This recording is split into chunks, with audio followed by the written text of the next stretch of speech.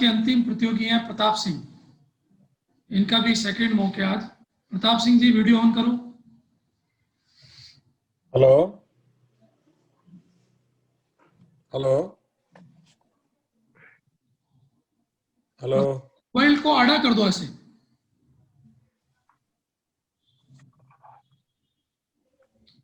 हाँ, और आप थोड़े पास में आ जाओ। हाँ प्रताप सिंह। नमस्कार सर। नमस्कार प्रताप सिंह जी, आपका सेकंड मॉक है। जी सर। और Hindi, public ad, political science आपके विषय हैं। एमए आपने पॉलिटिकल साइंस में किया है। जी सर। तो पहला सवाल मेरा यही है कि ये जो राजस्थान प्रशासनिक सेवा है, ये बड़ा बड़ा टेढ़ा काम है, ऐसा मेरा मानना है। आसान नहीं है ये नौकरी करना आज के जमाने में। आप क्या कहते हैं? सर टेढ़ा काम तो नहीं है सर, यदि स्मार्ट वर्क के साथ हम इस काम को करते हैं तो सर ज्यादा कोई टेढ़ा काम नहीं है। हाँ, जिम्मेदारियां होती है, तो इसीलिए सर हम इस क्षेत्र में आना चाहते हैं सर। मुझे तो जितने भी लोग मिले अभी पिछले 10 सालों में जो आरएएस बने हैं, वो प्रमोशन भी हो गए, 10-15 साल हो गए उनको, वो ये कहते हैं साहब कि कहाँ फंस गए। सुबह से रात तक बिजी रहते हैं, रात को भी कहीं फोन नहीं आ जाए, फोन भी खुला रखना पड़ता है, बंद नहीं कर सकते, बड़े परेशान हैं। क्या वो झूठ बोल रहे हैं या आप सही बोल रहे हैं? सर उनका अनुभव जो आप बता रहे हैं वो हो सकता है, लेकिन सर मैंने जिन लोगों के संपर्क में हूँ या जिनका मैं अनुभव करता हूँ, तो हाँ कभी कभी ऐसी सिचुएशन आती है कि कार्यभार अधिक हो जाता है। लेकिन ज्यादातर ऐसा है सर, ये 24/7 आवर्स की तो जॉब है। लेकिन फिर भी सर जो जनता से जुड़े हुए मुद्दों के लिए काम करते हैं, उनको अपना पूरा समय जनहित के लिए सर समर्पित करना ही चाहिए सर। तो ये जो कहते हैं कि आरएएस अधिकारी की ड्यूटीज होती हैं राजस्व और कानून व्यवस्था, और इसके अलावा भी कोई ड्यूटीज होती हैं क्या?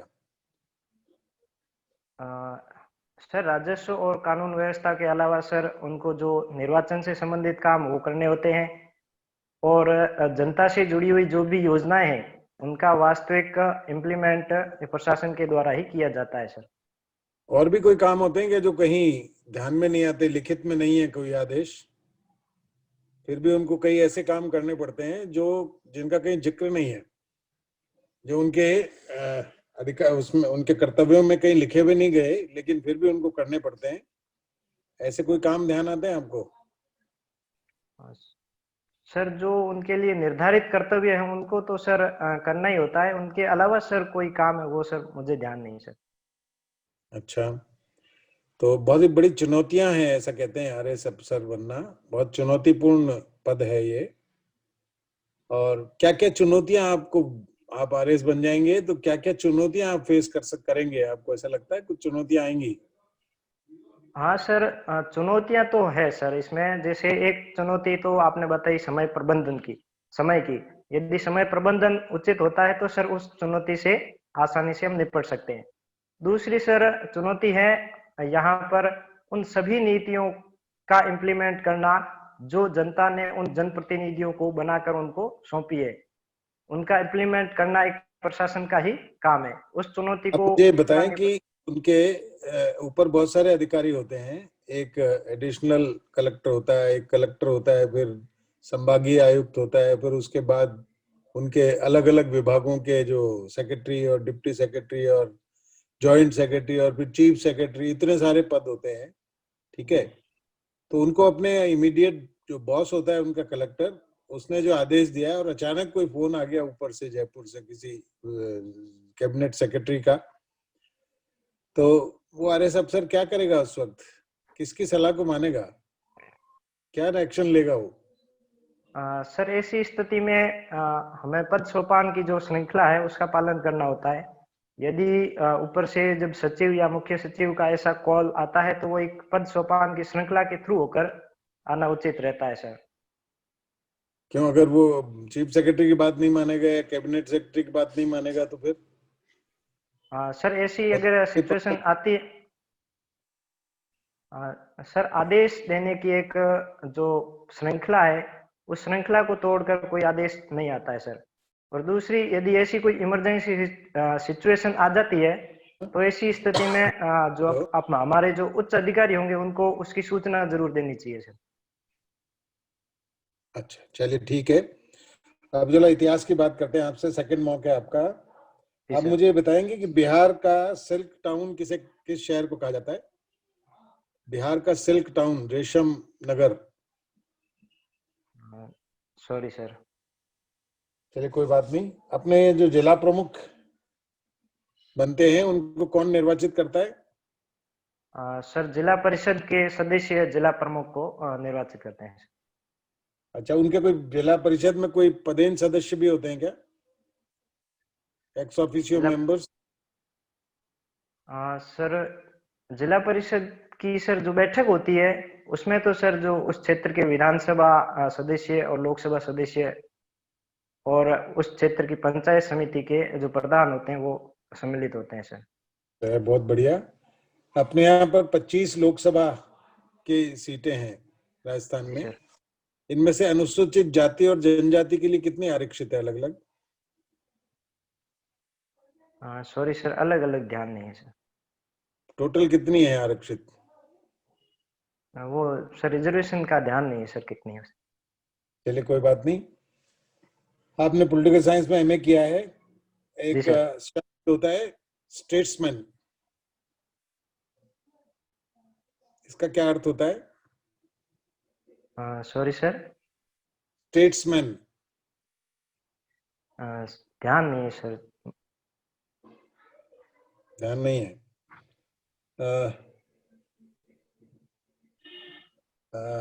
अपने यहाँ पर राजस्थान में पहली चुनी हुई सरकार किसके नेतृत्व में बनी थी? सर राजस्थान विधानसभा में राजस्थान में सर श्री टीकाराम जी पालीवाल के नेतृत्व में चुनी हुई सरकार थी सर। हाँ, बिल्कुल सही जवाब है। 1956 से पहले राज्याध्यक्ष को क्या कहते थे? जी सर, राज प्रमुख। और राजस्थान में शासनाध्यक्ष को मुख्यमंत्री कब से कहा जाने लगा? सॉरी सर, सन ध्यान नहीं है। अच्छा, तो आप मुझे बताएंगे कि राष्ट्रीय सूचना आयोग कब बना था? सर आरटीआई एक्ट 2005 के तहत। तो क्या सारी सूचनाएं देने के लिए बाध्यकारी हैं सारे विभाग? कौन कौन सी सूचनाएं नहीं दी जा सकती? सर इसमें जो राष्ट्र की यदि कोई विदेशी संबंधों से संबंधित है और राष्ट्र की एकता अखंडता को नुकसान देने वाली है या कोई खुफिया एजेंसी की कोई सूचना है, ऐसी सूचनाएं सर नहीं देते हैं सर। एक अपने यहाँ पर शुक्राचार्य हुए हैं, शुक्राचार्य की राजनीति के बारे में आप कुछ बता सकते हैं? सॉरी सर, इनके बारे में मैंने अभी रिकॉल नहीं कर पा रहा हूँ सर। कौटिल्य के बारे में? जी सर। कौटिल्य कौन थे?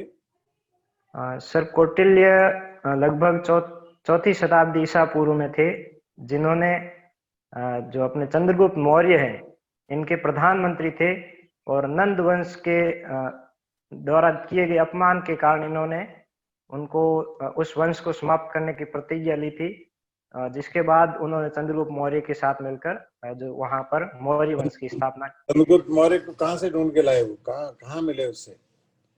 सर मैं एग्जैक्ट याद नहीं कर पा रहा हूँ, लेकिन सर वो या तो कहीं जंगल में थे या कोई छोटे बच्चों का वो नेतृत्व कर रहे थे, ऐसी कुछ घटनाएं। ऐसा कहा जाता है कि चंद्रगुप्त मौर्य तो शूद्र थे। जी सर। और शूद्रों से चाणक्य या कौटिल्य नाराज थे, फिर वो उनको कैसे लाके राजा बना दिया उन्होंने? सर उनको एक ऐसे महान प्रतिभाशाली शासक की जरूरत थी जो उनके प्रतिज्ञा को पूरा कर सके और जो नंद वंश का साम्राज्य उसको अंत कर सके। तो उन्होंने जो चंद्रगुप्त मौर्य है उनमें ये प्रतिभा उन्हें दिखी थी, इसलिए सर उन्होंने उनको शासक के रूप में नियुक्त करवाया था सर। चलिए आप और पढ़िए इसको। दक्षिण अफ्रीका जब गांधी जी गए थे तो उन्होंने एक वहां समाचार पत्र का प्रकाशन किया था, उसका नाम ध्यान है आपको? सॉरी सर, समाचार पत्र का नाम ध्यान नहीं सर। भारतीय संविधान की एक विशेषता है और वो ये है कि भारतीय संविधान लचीला भी है और कठोर भी है। जी सर। कैसे कह सकते हैं? सर, इस संविधान में जो संशोधन प्रणाली है उसको लेकर इसे कहते हैं कि ये लचीला और कठोर दोनों का मिश्रित रूप है। इसमें सर कुछ पार्ट संविधान के ऐसे हैं जिनमें संसद के द्वारा ही परिवर्तन किया जा सकता है, उसमें संशोधन किया जा सकता है, लेकिन जो संघीय ढांचे से संबंधित प्रावधान है उनमें संसद के विशेष बहुमत के साथ साथ कम से कम आधे राज्य विधानमंडलों की अनुमति आवश्यक होती है सर। विशेष बहुमत से क्या अभिप्राय है? सर, विशेष बहुमत से तात्पर्य है संसद के दोनों सदनों में अलग अलग कुल जो सदस्य संख्या है उसका बहुमत और उपस्थित और मतदान करने वाले सदस्यों की 2/3 संख्या से है सर। तो संसद के ऐसे कौन से सदस्य हैं जिनको मतदान में भाग नहीं दिया जाता? सर, संविधान संशोधन के लिए किसी भी प्रक्रिया में मतदान के लिए उनको भाग नहीं दिया जाता। सर, संसद के सभी सदस्यों को विधेयक के रूप में मतदान करने का अधिकार है सर, विधेयक पर। और किस पर अधिकार नहीं है उनको? सर, जो मनोनीत सदस्य होते हैं उनको राष्ट्रपति के निर्वाचन में भाग लेने का अधिकार नहीं है। आपने तो पब्लिक एड भी पढ़ा है? सॉरी सर, मेरे ग्रेजुएशन में पब्लिक एड नहीं था सर। नहीं था? अच्छा, तो अकबर के समय चतुर्दंड की व्यवस्था थी, कभी पढ़ा? अकबर तो आपने पढ़ा ही होगा मेन में। जी सर। चतुर्दंड की व्यवस्था थी अकबर के समय, वो क्या थी? सॉरी सर, चतुर्दंड की व्यवस्था मैंने कहीं अभी तक मेरे ध्यान में आई नहीं सर। चलिए कोई बात नहीं। अकबर का साम्राज्य कितने सूबों में, प्रांतों में विभक्त था?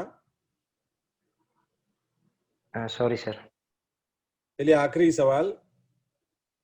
हल्दी घाटी का युद्ध हुआ था 1576 में। ऐसा कहते हैं कि अकबर जीता और महाराणा प्रताप हार गए थे, ऐसा कहते हैं लोग। आपका क्या विचार है? सर, इस बारे में मेरा ये मानना है कि उस दिन जो युद्ध हुआ एक दिन का, उसमें तात्कालिक विजय की बात करें तो अकबर उस युद्ध में जरूर भारी पड़ा था, लेकिन जो किसी भी सर उद्देश्य, जब कोई भी चीज है उसका उद्देश्य पूरा होता है तभी हम उसकी जीत मानते हैं। अकबर का उद्देश्य था महाराणा प्रताप को अधीन करना और उस उद्देश्य में अकबर आजीवन सफल नहीं हो सका और उस युद्ध में भी नहीं हो सके, क्योंकि सर उसका उल्लेख। आकस्मिक विजय कैसे हुई फिर उसकी? सर, क्योंकि तो जो महाराणा, जब शत्रु को पूरी तरह परास्त करके अधीन कर ले जब भी विजय मानी जाती है। हाँ सर, यही मैं कहना चाहता हूँ कि पूर्ण रूप से उनकी विजय ये नहीं थी। हाँ, कुछ समय के लिए उन्होंने। अधूरी विजय नहीं होती है, पूरी विजय या पूरी हार होती है, पूरी विजय होती है, अधूरी हार विजय थोड़ी होती है। सर, हाँ, मेरा सर ये मानना है कि उस युद्ध में महाराणा प्रताप को जरूर पीछे हटना पड़ा था सर। आपके मानने का आधार क्या है? सर, जो अबुल फजल की पुस्तक है अकबरनामा, उसमें ये उल्लेख है कि जो मान सिंह और जो आसिफ खां थे सेनापति, उनको अकबर ने इस युद्ध के बाद दरबार में आने की अनुमति नहीं दी थी और वो उससे नाराज थे। दी थी? जी सर। हार गया इसीलिए तो नहीं दी थी ना मान सिंह। हाँ, यही मैं कहना चाह रहा हूँ सर। बदायूं के बारे में पढ़ा है? हाँ सर, ये इनके साथ ये सर अकबर के शासक के दौरान ये एक साहित्यकार या लेखक थे। चलिए कोई बात नहीं, धन्यवाद आपको, है ना, बहुत अच्छा आपने जवाब दिया, शुभकामनाएं। Thank you sir.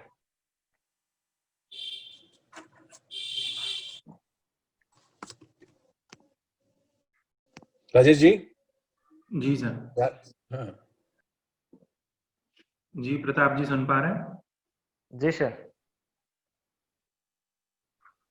बीएसटीसी किया है आपने? जी सर।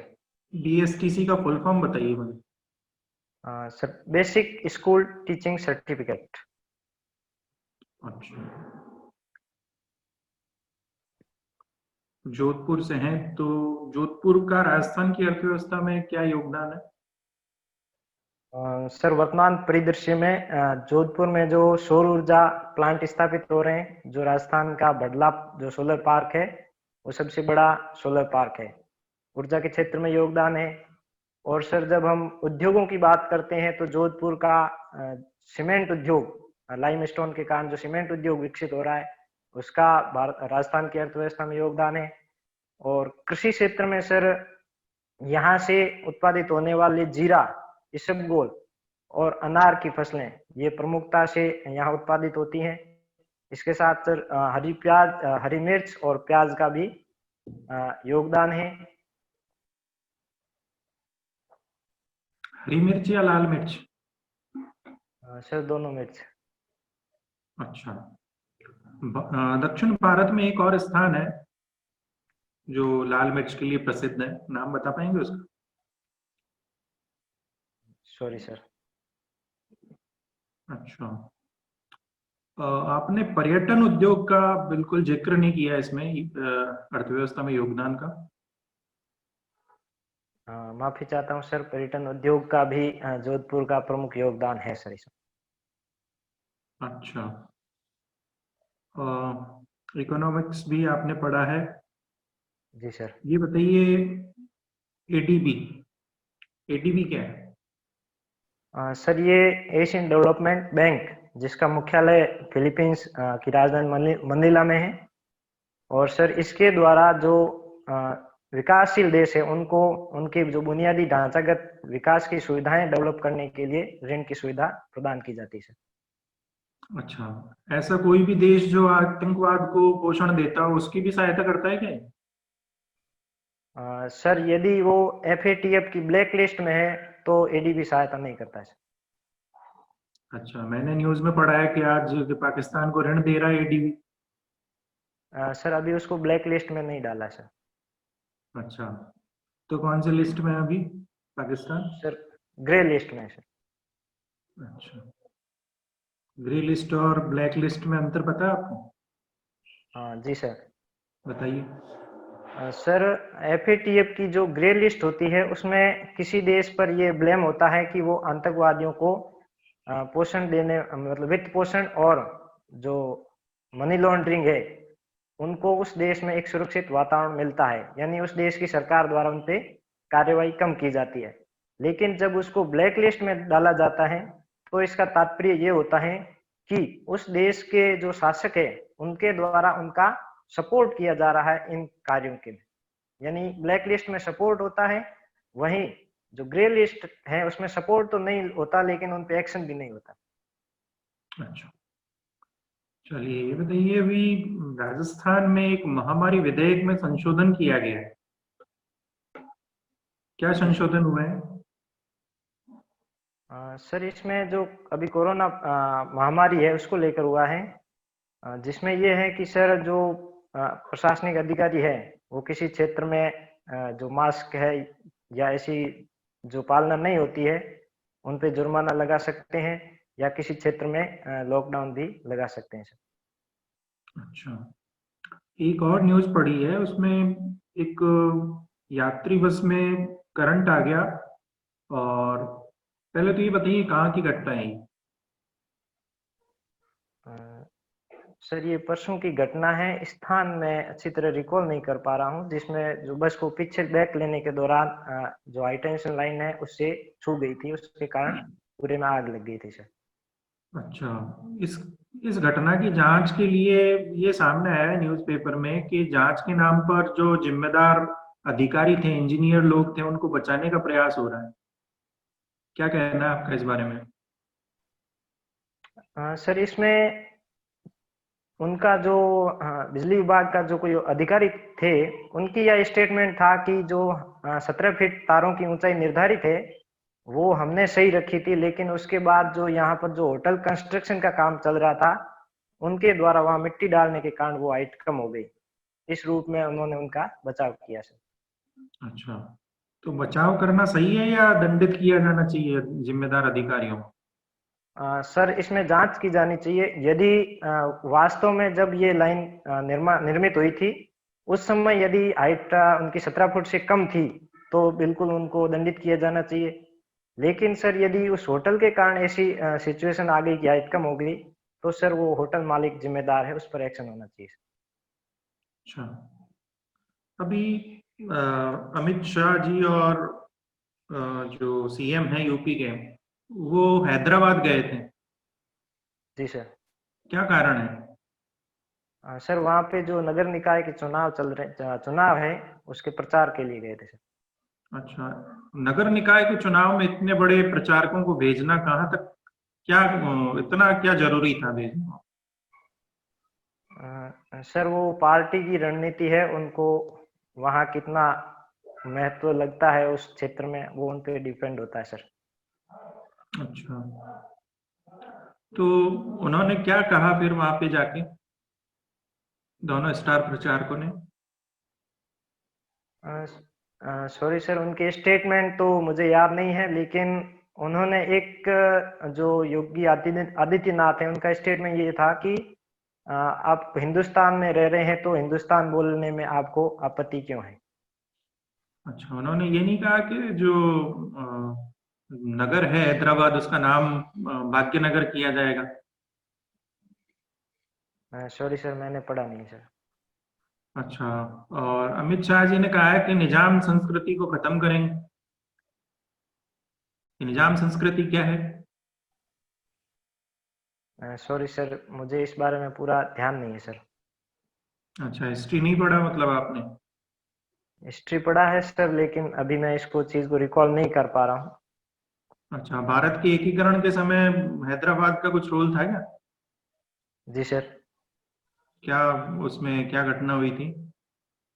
सर हैदराबाद के जो निजाम थे वो भारत के साथ एकीकरण मतलब विलय पत्र पे हस्ताक्षर कर नहीं किया था।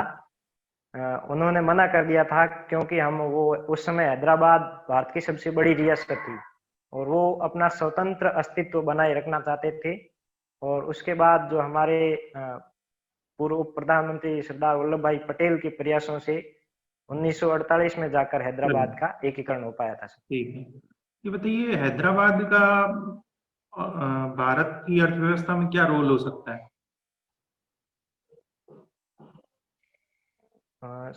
जी सर हैदराबाद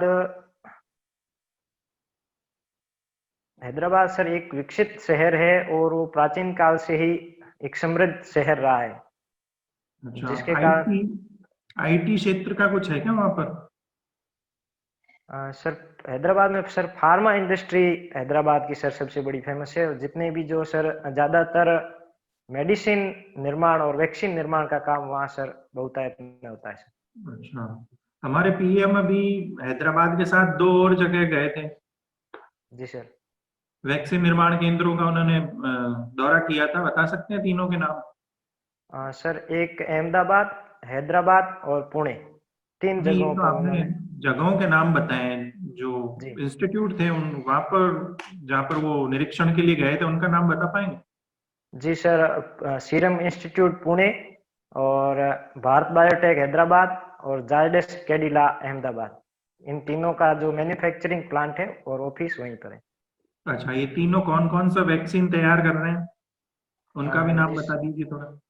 जो भारत बायोटेक आईसीएमआर के साथ मिलकर कर रही है कोवैक्सीन, और सीरम इंस्टीट्यूट जो एस्ट्राजेनेका और ऑक्सफोर्ड यूनिवर्सिटी की है कोविशील्ड उसका निर्माण कर रहे हैं। और जो अहमदाबाद में जायडस कैडिला वो जायडस कोडी नाम से कोरोना वैक्सीन का उत्पादन कर रहे हैं। चलिए, अंतिम प्रश्न मेरा, जी सर। इस्लामिक सहयोग संगठन ये अभी चर्चा में है, जी सर। इस्लामिक सहयोग संगठन, इसके बारे में क्या जानकारी आप? सर ये विश्व के जो मुस्लिम प्रधान देश है उन देशों ने मिलकर बना हुआ संगठन है जिसका मुख्यालय सऊदी अरब में है। और ये देश आपस में अपनी संस्कृति को लेकर या आपसी सहयोग को बढ़ावा देने के लिए सम्मेलन करते हैं। नहीं, अभी चर्चा में क्यों है? सर अभी की तो सर मुझे जस्ट अभी 1-2 दिन की बात ध्यान नहीं है, लेकिन पहले सर ये था कि जो पाकिस्तान के द्वारा कश्मीर मुद्दे को उठाने के लिए जो उसका सहयोग मांगा गया था, लेकिन उस समय सऊदी अरब ने इस मुद्दे को उठाने से मना कर दिया था। ठीक है, धन्यवाद। Thank you sir. जी ललित सर। जी सर। जी प्रताप जी, मेरी आवाज आ रही है आपको? नमस्कार सर। जी बिल्कुल सर। ठीक है। अच्छा, ये हाल ही में एक श्रम विवाद चल रहा है, श्रम कानून को लेकर, श्रम सुधार को लेकर जो विवाद हो रहा है वो क्या है? सर अभी श्रम कानून को लेकर सर उसमें संशोधन को लेकर 3 बिल पेश किए गए थे संसद में, जिनको लेकर जो श्रमिक है संगठन, उनके द्वारा विरोध किया जा रहा है सर। क्या है संशोधन, क्या है? सर इसमें मैं अच्छी तरह से रिकॉल नहीं कर पा रहा हूँ। जो श्रमिकों के लिए जो उद्योगों में काम करने की अवधि है वो सर बढ़ाई गई है, ऐसा कुछ है, जिसमें श्रमिक ये ब्लेम लगा रहे हैं कि ये श्रमिकों के हितों के विरुद्ध है सर। ये तो उसमें क्या ऐसा पॉइंट है जो उनके हित के विरुद्ध लगता है? जी सर, मैं पूरी तरह से इसको रिकॉल नहीं कर पा रहा हूँ सर। अच्छा, ये एक अब्राहम समझौता हुआ है, अब्राहम समझौता, जी सर। बता पाएंगे? जी बिल्कुल सर। ये सर इजराइल और संयुक्त अरब अमीरात, इन दोनों के मध्य हुआ एक समझौता है जो अमेरिका की मध्यस्थता में हुआ है। इसमें सर ये है कि जो यूएई है उसने इजराइल को एक देश के रूप में मान्यता प्रदान की है और उसके साथ अपने राजनयिक संबंध स्थापित किए हैं सर। अब्राहम नाम क्यों है? जी सॉरी सर, ये चीज ध्यान नहीं है।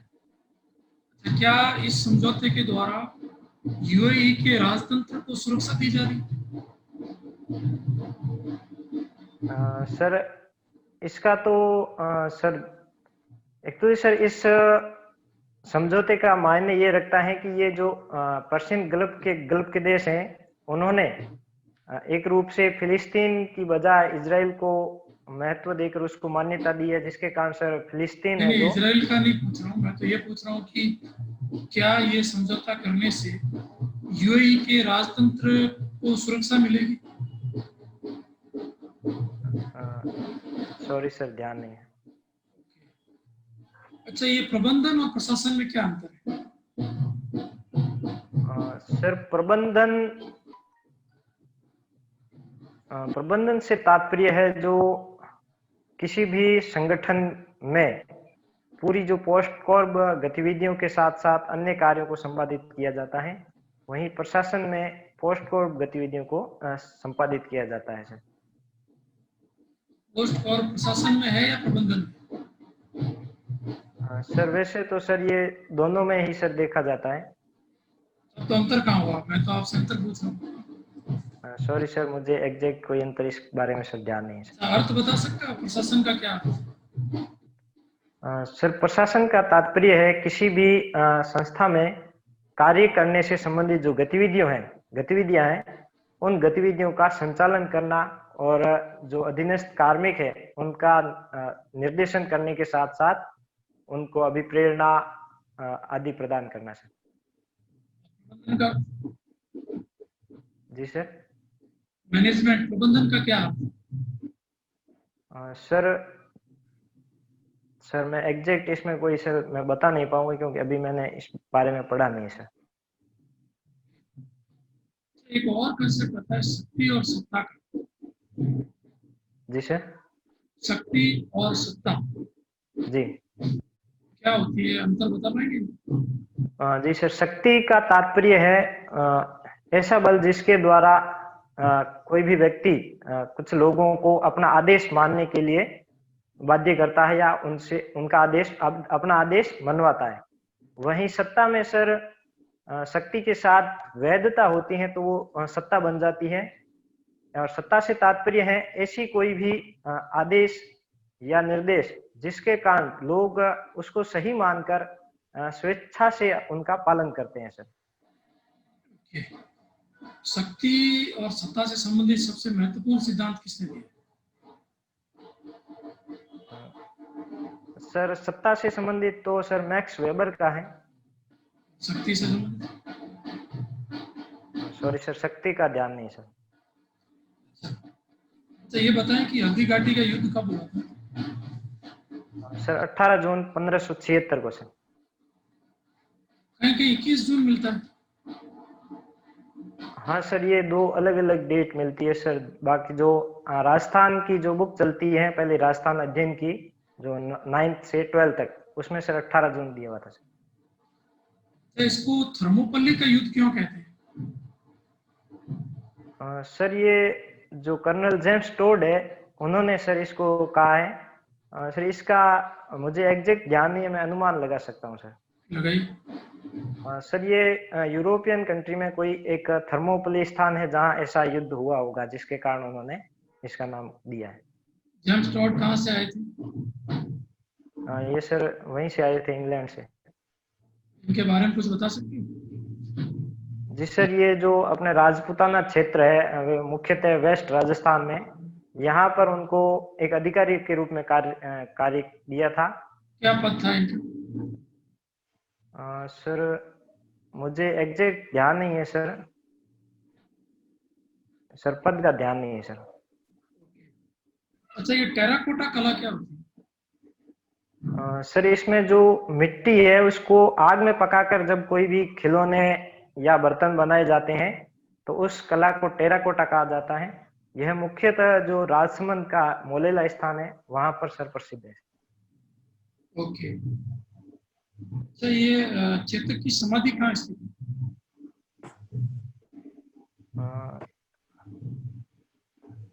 सर एग्जैक्ट ध्यान नहीं है, वहीं अच्छा, सर हल्दी घाटी के पास। चीन की दीवार की तरफ भारत में जो दीवार है वो कौन सी?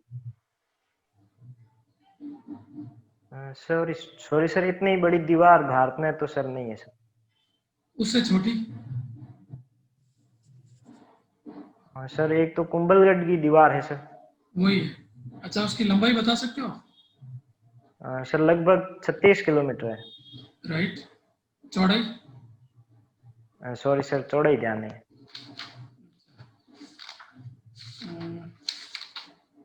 पृथ्वीराज रासो के रचनाकार कौन है? सर चंद्र बरदाई। रासो का क्या अर्थ होता है? सर रासो का तात्पर्य ऐसा कोई ग्रंथ जिसमें किसी शासक की वीर गाथा का वर्णन हो, उसके द्वारा किए गए युद्ध भूमि में जो शौर्य है, उसका कौशल है, उसका वर्णन किया जाता है।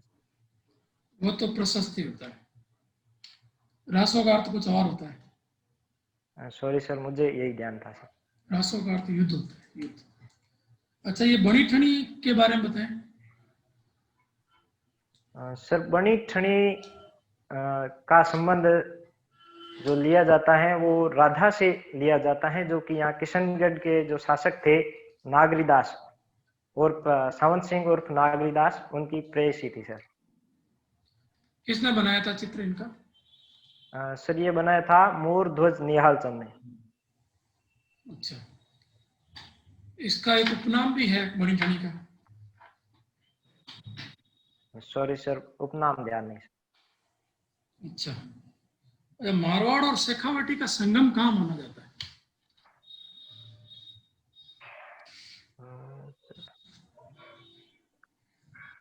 सर इस बारे में ओके जी, उपाध्याय सर। हाँ प्रताप सिंह जी। हाँ सर। आपकी परफॉर्मेंस पहले से बेटर है जी सर। लेकिन आपको पता लग गया होगा कि किन किन क्षेत्रों में आपको थोड़ी कम जानकारी है। जैसे सामान्य ज्ञान के बारे में जो करंट नो हाउ है, अभी आंध्र प्रदेश के बारे में आपसे सवाल पूछे थे और आपसे प्रशासन प्रबंधन के बारे में पूछा था, तो ये इनके बारे में थोड़ा सा आपको जानकारी करनी चाहिए। और ये जो पॉलिटिकल फिलॉसफी के सवाल हैं, इथिक्स के सवाल हैं, शक्ति, सत्ता, प्रबंधन, प्रशासन, ये क्या होते हैं, आपने ठीक बताया मैक्स वेबर का। और भाषा का उच्चारण आप थोड़ा ठीक करें। आपके एक्सेंट में हिंदी, शुद्ध हिंदी आनी चाहिए। आप तात्पर्य को तात्पर्य ऐसा कुछ बोल रहे हैं, आतंकवादी बोल रहे हैं, गल्फ को गलफ बोल रहे हैं, इस तरह थोड़ा भाषा में शब्द चयन ठीक करें आप अपना। बाकी अच्छे सवाल आपने अच्छे जवाब दिए, बहुत अच्छा बेटर परफॉर्मेंस है। I wish you the best. आपको बहुत शुभकामनाएं। Thank you sir.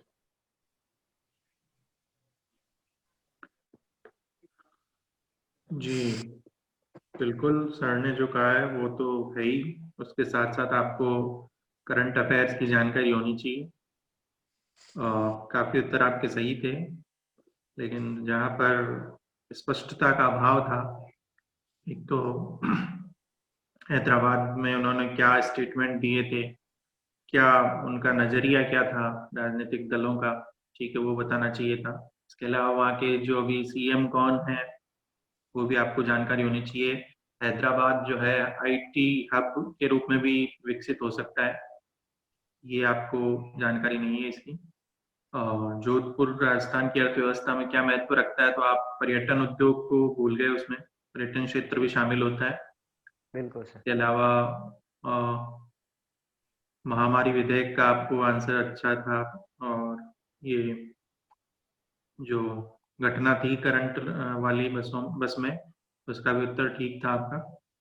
और वैक्सीन का निरीक्षण करने गए, वैक्सीन का नाम, इंस्टीट्यूट के नाम वो आपको अच्छे से याद है, ये अच्छी बात है, लेकिन जानकारियां जितनी